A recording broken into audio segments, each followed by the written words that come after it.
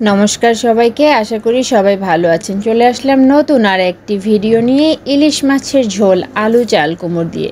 প্রথমে আমি আলু চাল কুমড়োটি কেটে ধুয়ে নিয়েছি, সামান্য লবণ দিয়ে হালকা সিদ্ধ করে নিলাম। মাছটা কেটে ধুয়ে রেখেছি, কড়াইয়ে তেল দিয়ে দিলাম। তেলটা গরম হতে থাকলে আমি লবণ, হলুদ, মরিচ গুঁড়া দিয়ে ভালো করে মাছটা মাখিয়ে নেব। মাছটা যখন মাখানো হয়ে গেল আমি তখন হালকা করে ভেজে নেব। ইলিশ মাছ বেশি ভাজতে হয় না, তবে যে যেমন খেতে পছন্দ করেন তেমন ভাজাটাই ভালো।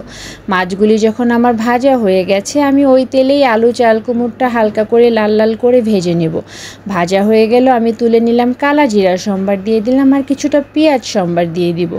এদিকে আমি সরিষা, পোস্ত, কাঁচামরিচ, হলুদ গুঁড়া আর মরিচ গুঁড়া দিয়ে ভালো করে পেস্ট করে নেব।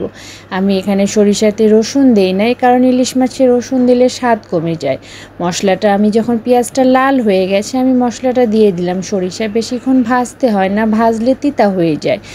মশলাটা তেল ছেড়ে দিয়েছে, আমি এখন সের মধ্যে চাল কুমড়ো আর আলুটা দিয়ে সামান্য পানি দিয়ে দিলাম। পানি দিয়ে আমি এখন ঢাকনা দিয়ে ঢেকে দিলাম 10 মিনিটের জন্য। চুলার আঁচ কমিয়ে খুব সুন্দর গন্ধ বের হচ্ছে, তেল ছেড়ে দিয়েছে।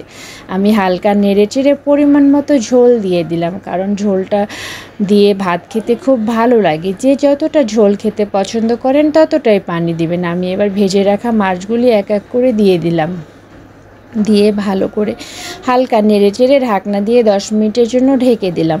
বাস তৈরি হয়ে গেল আমার ইলিশ মাছের ঝোলটা। খুব সুন্দর গন্ধ বেরোচ্ছে, আলু চাল কুমড়োটাও সিদ্ধ হয়ে গেছে, তেল ছেড়ে দিয়েছে। আমি কিছুটা কাঁচামরিচ দিয়ে দিয়েছি, দেখতে খুব সুন্দর লাগে, কাঁচামরিচের গন্ধটা ভালো লাগে।